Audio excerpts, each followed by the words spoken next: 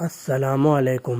جنگ یرموک 15 ہجری میں دریائے یرموک کے کنارے جو موجودہ اردن میں واقع ہے، صحابہ کرام رضوان اللہ عنہم اجمعین اور رومی لشکر کے درمیان لڑی گئی۔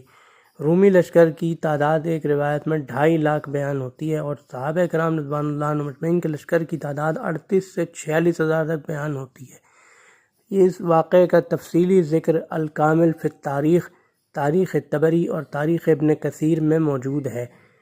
15 ہجری میں حضرت خالد بن ولید رضی اللہ عنہ اور حضرت یزید بن ابی سفیان رضی اللہ عنہ، حضرت ابو عبیدہ بن جراح رضی اللہ عنہ اور حضرت عمرو بن العاص رضی اللہ عنہ، یہ 4 منتخب امراء شام میں یرموک کے میدان میں جمع ہوئے۔ تو حضرت خالد بن ولید رضی اللہ عنہ نے اپنی جنگی بصیرت سے یہ اندازہ لگایا کہ اگر الگ الگ امیر کے ماتحت فوج رہی تو اتنے بڑے لشکر کا سامنا نہیں کر سکیں گے۔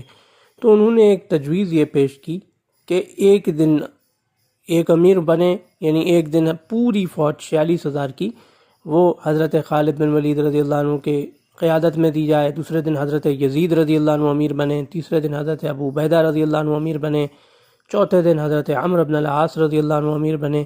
اس طرح پھر جنگ کی جائے، اور جس دن یہ تجویز پیش کی گئی اس کے لیے حضرت خالد بن ولید رضی اللہ عنہ نے درخواست کی کہ آج کے دن آپ مجھے امیر بنا دیں۔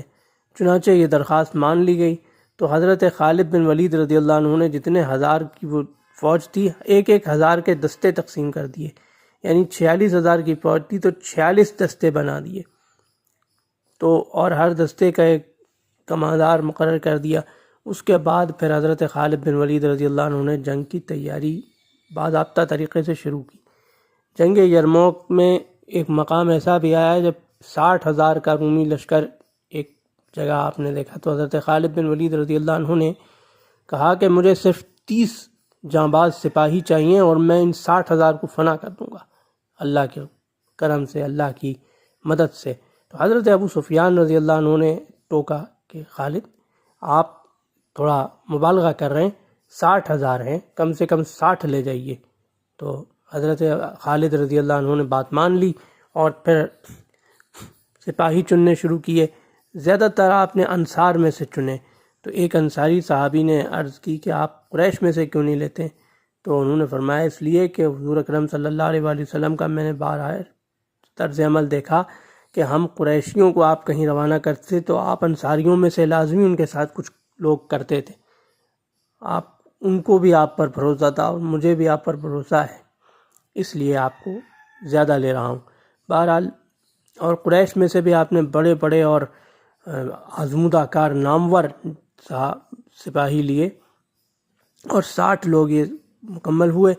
اس کے بعد پھر حضرت خالد بن ولید رضی اللہ عنہ نے رومی لشکر کی طرف پیش قدمی کی، اس 60 ہزار کی ذیلی فوج کی طرف پیش قدمی کی۔ وہ لوگ سمجھے کہ صلح کے لیے وفد آ رہا ہے۔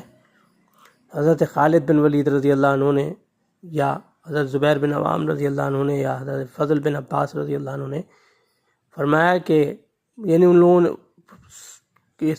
رومی سالار نے پوچھا آپ لوگ کیا صلح کے لیے آئے ہیں؟ انہوں نے کہا نہیں، ہم تو جنگ کرنے کے لیے آئے ہیں۔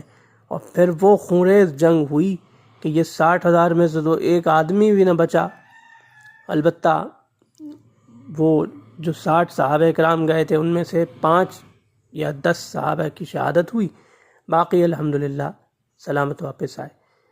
ایک واقوسہ نامی گھاٹی میں بہت شدید خمسان کی جنگ ہوئی، جس میں بھی ہزاروں 80 ہزار کے قریب رومی سپاہی مارے گئے، یعنی بہت خونریز جنگ ہوئی۔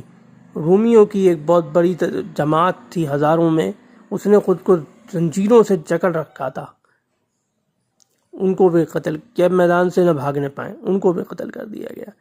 ایک بڑی جماعت ایسے لوگوں کی تھی جنہوں نے ٹوپیوں کو پورے چہروں تک اوڑھ رکھا تھا تاکہ کوئی انہیں دیکھ نہ سکے، اور وہ ایک طرف ہو کے بیٹھ گئے تھے، انہیں اسی حالت میں قتل کر دیا گیا۔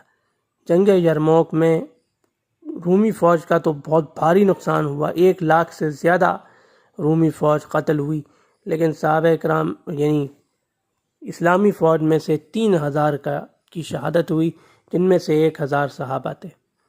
اور ان میں سے کچھ بدری بھی تھے۔ تو یہ جنگ یرموک کا مفصل واقعہ مستند تاریخی حوالوں کے ساتھ۔ اللہ حافظ۔